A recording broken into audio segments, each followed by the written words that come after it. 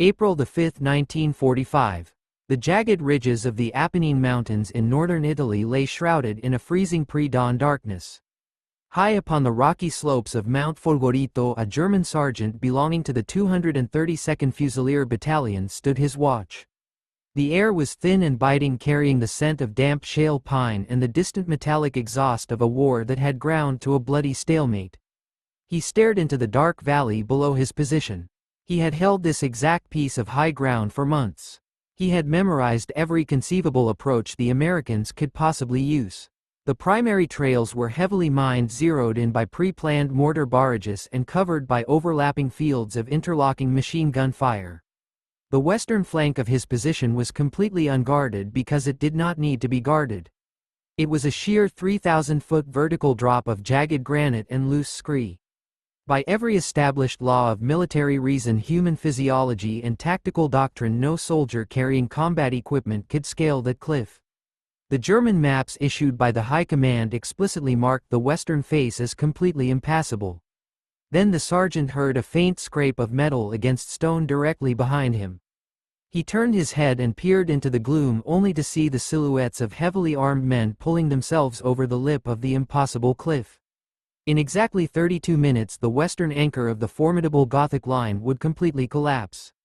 In the frantic captured German after-action reports drafted that morning, a single phrase appeared over and over with profound confusion, noting that the attack came from a direction the planners had not considered possible. This event was not an anomaly, a stroke of blind luck, or a meta act of isolated heroism. It was the purest manifestation of a fatal doctrinal flaw within the German military machine.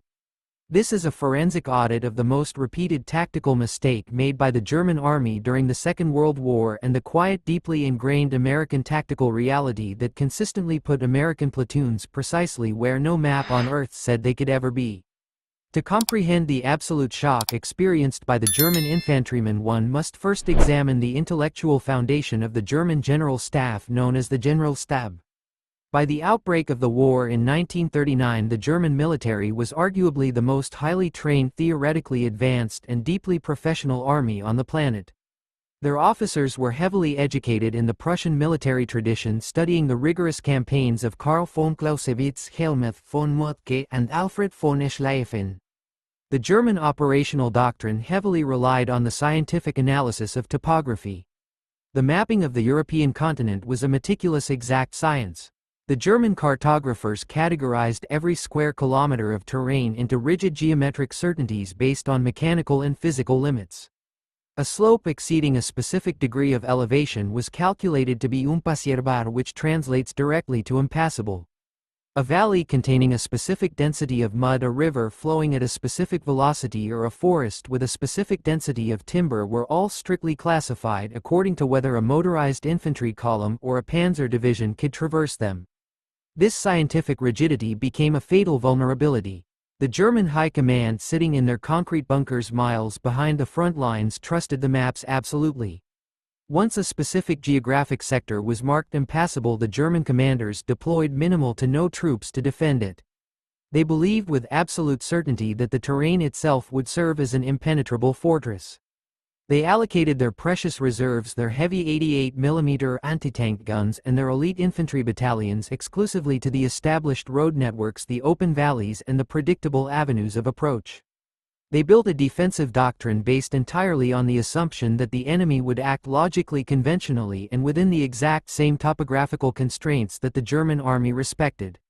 The American military approach to terrain was fundamentally and completely different. It was an army built not upon centuries of aristocratic military tradition, but upon the vast, chaotic industrial pragmatism of a civilian democracy. The United States Army in 1944 and 1945 was a massive engine of improvisation. If the German army was designed to execute perfect theoretical plans, the American army was designed to ruthlessly dismantle physical obstacles. This philosophy was epitomized by the creation of specialized units designed explicitly to conquer the blank spaces on the German maps. Long before the assault on the Gothic line, the War Department realized that the war in Europe would require men capable of surviving and fighting in extreme vertical environments. Driven by the relentless lobbying of Minnie Dole, the civilian president of the National Ski Patrol, the United States Army established the 10th Mountain Division. The military did not simply train standard infantrymen to climb hills. They actively recruited the most elite mountaineers, Olympic skiers, Austrian expatriates fleeing the Nazi regime, and rugged woodsmen from the American West. These men were sent to Camp Hale, located high in the Rocky Mountains of Colorado at an elevation exceeding 9,000 feet. For 2 brutal years they trained in sub-zero temperatures, suffering from altitude sickness, frostbite, and exhaustion. They tested highly specialized equipment that the rest of the Army had never seen, including 90-pound specialized canvas rucksacks, heavy pack boots for deep snow, steel pitons, carabiners, manila climbing ropes, and specialized white winter camouflage.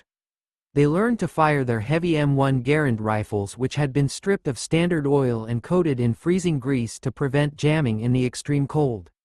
They learned to dismantle heavy 75mm pack howitzers, load the steel components onto the backs of mules, and reassemble the artillery pieces on the edges of sheer cliffs.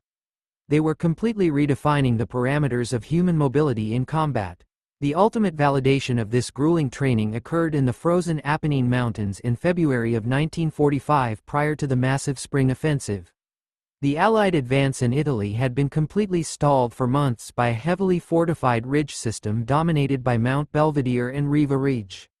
The German artillery observers positioned on the high peaks of Riva Ridge had a commanding, perfectly clear view of the entire valley floor, allowing them to call down devastatingly accurate artillery fire upon any Allied movement. The German commanders considered the eastern face of Riva Ridge to be an absolute sheer vertical drop of 1,500 feet composed of solid slick granite and ice.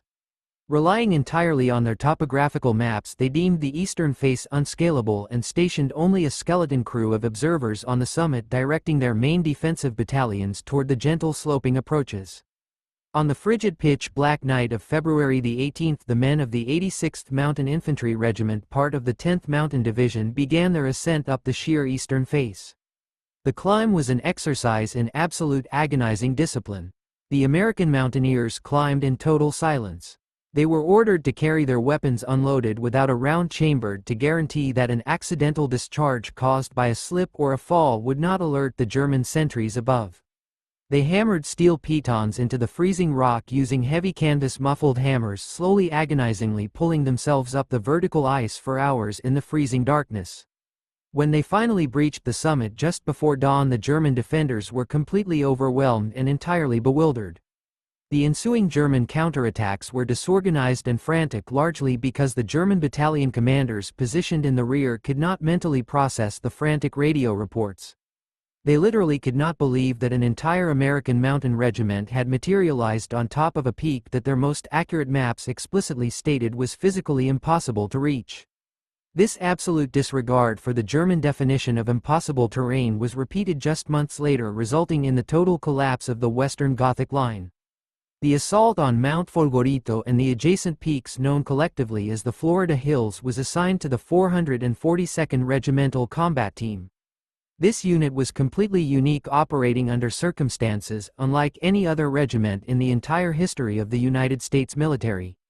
The 442nd was composed entirely of second-generation Japanese Americans known as Nisei.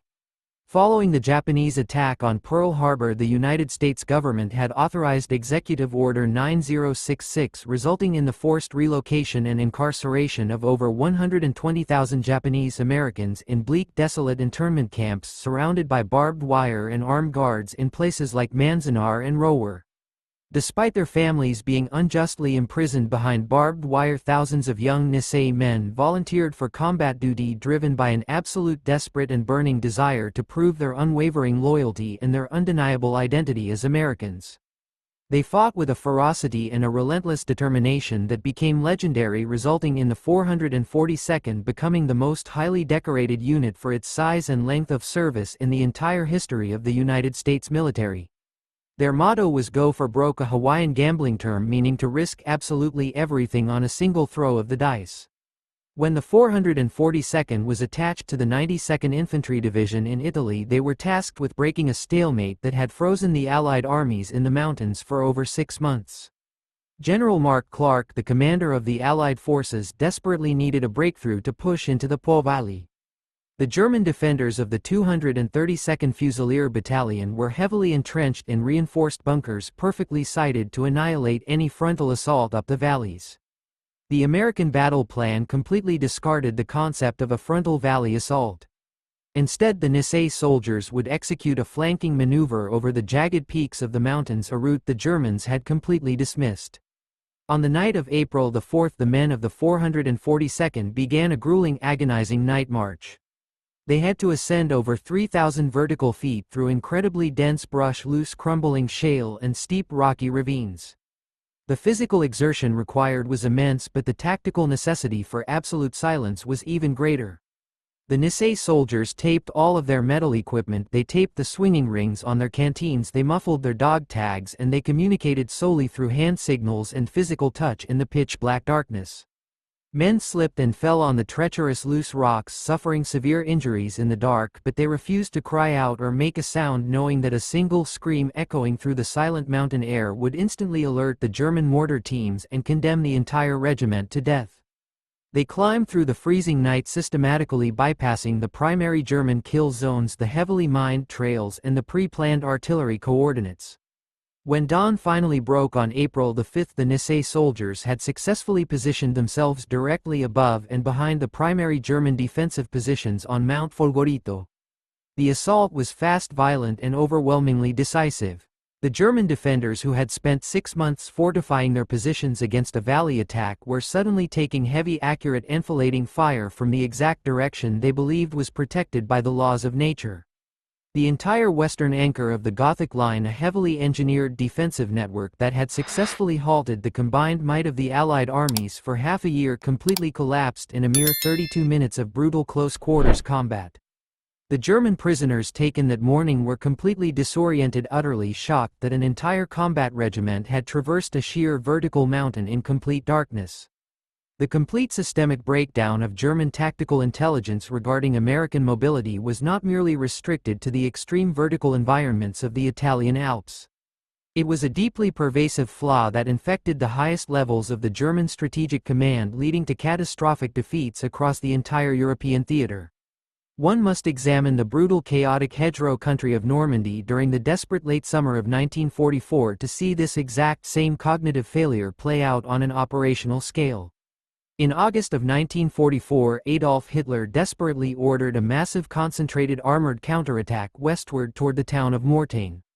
The operation, officially designated as Operation Lüttich, was specifically designed to sever the rapidly advancing American 1st and 3rd Armies, driving a massive wedge of heavy German armor through the American lines and pushing them back into the English Channel. The spearhead of this desperate assault was the powerful German XLUBE Panzer Corps, composed of battle-hardened panzer divisions equipped with heavy Tiger and Panther tanks. As the massive German armored columns aggressively rolled forward under the temporary concealment of a dense, thick summer fog, they deliberately bypassed a rocky, elevated outcropping known on the tactical maps as Hill 314. The highly trained German staff officers analyzing their contour maps prior to the offensive had completely dismissed Hill 314 as a tactically worthless, isolated piece of terrain. It possessed no paved roads suitable for heavy motorized transport, and it offered no immediate strategic value for a fast-moving mechanized advance. The German commanders intentionally left the hill isolated and completely surrounded, firmly believing that the small, insignificant pocket of American infantry trapped on the rocky summit would eventually run out of ammunition and surrender or simply starve to death. They considered the hill neutralized because, according to their doctrine, isolated infantry without heavy anti-tank guns could not halt a panzer division. That small isolated pocket of infantry belonged to the 2nd Battalion of the 120th Infantry Regiment, a component of the veteran American 30th Infantry Division. And among those trapped, exhausted men was a 21-year-old artillery forward observer named Lieutenant Robert Weiss. The German strategic planners had failed to account for a single piece of deeply transformative American technology carried onto that hill. Lieutenant Weiss possessed an SSAR-300 backpack radio. This relatively bulky 35-pound frequency-modulated transceiver completely altered the geometry and the lethality of the battlefield. It provided highly reliable crystal-clear line-of-sight voice communication over long distances. From his highly elevated position on the supposedly worthless isolated hill, Weiss had a commanding panoramic, absolutely unobstructed view of the entire surrounding valley floor, the vital road junctions, and the massive German armored columns aggressively advancing below him. The German panzer commanders had fundamentally assumed that an isolated cut-off infantry unit was effectively blind and combat ineffective.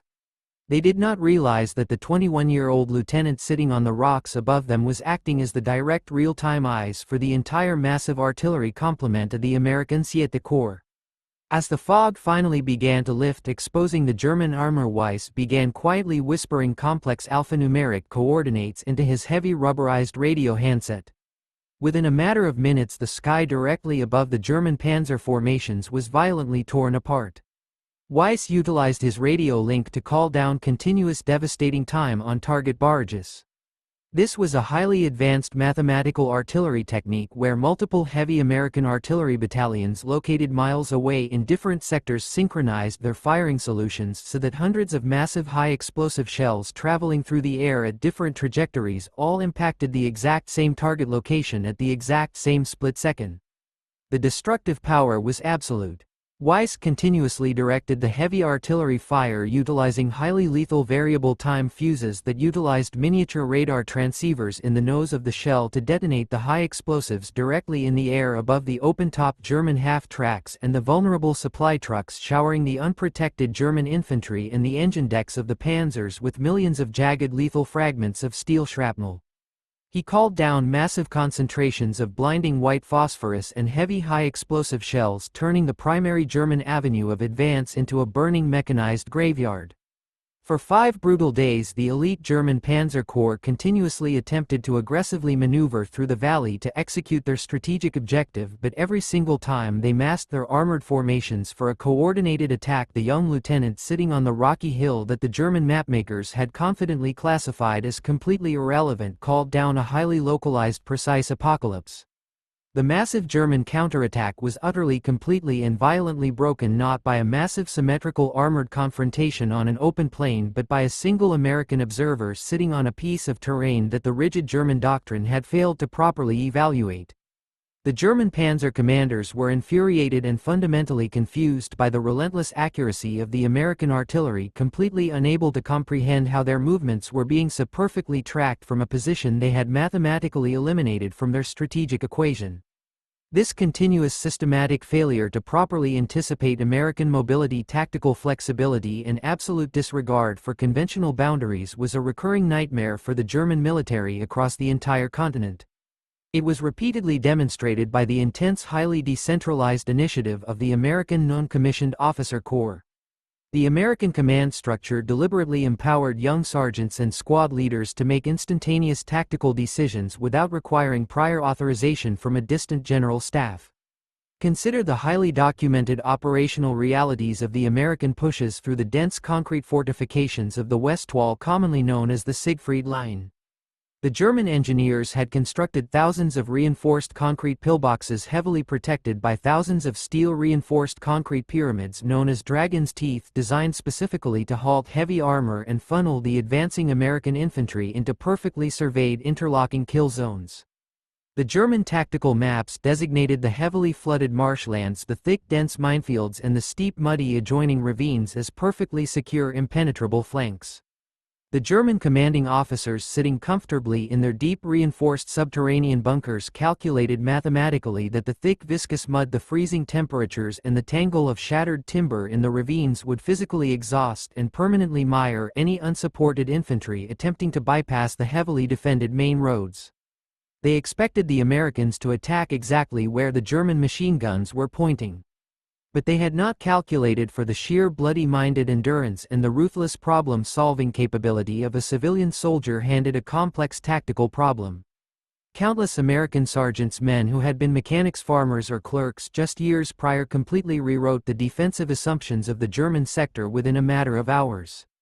A highly motivated 29-year-old sergeant operating in the freezing, miserable rain of the European theater, finding his entire platoon completely pinned down by a meticulously sighted German machine gun nest, would simply refuse to advance into the fatal funnel.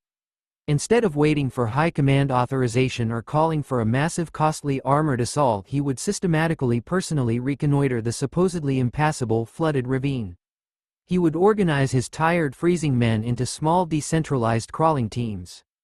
They would drag heavy wooden boxes of 30 caliber machine gun ammunition, the heavy steel base plates for their 60mm mortars, and canvas bags filled with high explosive satchel charges through freezing chest-deep water and thick viscous mud. They did not attack as a massive predictable human wave exactly as the German doctrine anticipated. Instead, they quietly infiltrated the dead space, the exact blind spots, the deep flooded ravines, and the heavily wooded flanks that the pristine German maps explicitly indicated were completely impossible to traverse. When the American assault finally violently commenced, the suppressing fire and the high explosives did not come from the expected main road. The attack materialized directly from the dense flooded timber striking the flank and the completely unprotected rear doors of the German concrete strongpoint. The highly engineered German defensive line instantly and catastrophically collapsed. In the subsequent interrogations, the captured German officers repeatedly revealed a profound, highly visible cognitive dissonance.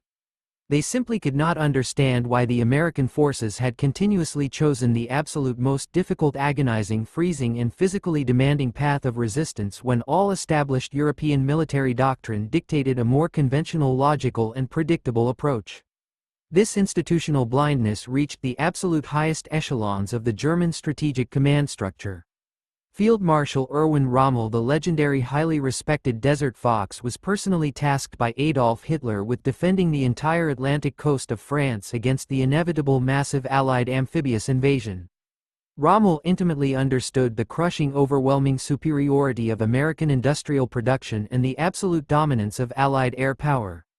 He firmly believed that the only mathematical way to win the war was to completely stop the American forces on the actual beaches within the first 24 hours of the invasion.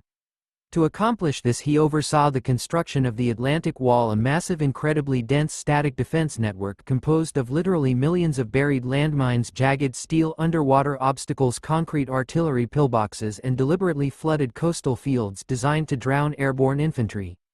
Rommel meticulously analyzed the detailed coastal maps of the French shoreline and made what he believed were perfectly logical, militarily sound assumptions. He logically assumed the Americans would attack the heavily fortified deep water ports such as the Pas de Calais because any massive invading army fundamentally required a functioning deep water harbor to continuously offload their heavy tanks, artillery, and the thousands of tons of supplies required to sustain an offensive. He also assumed that the sheer 100-foot vertical cliffs of Pointe du Hoc, which heavily overlooked both Omaha and Utah beaches, were naturally impassable from the sea and therefore required only minimal garrisoning by second-rate troops. But the vast American military machine simply refused to fight the war on Rommel's meticulously planned terms. They completely subverted his operational logic. The Americans did not attack the heavily fortified deep water ports directly. Instead, they literally brought their own massive artificial harbors, the incredible Mulberry Docks, towing millions of tons of prefabricated concrete caissons across the turbulent English Channel and sinking them to create instant deep water ports on the completely open beaches of Normandy.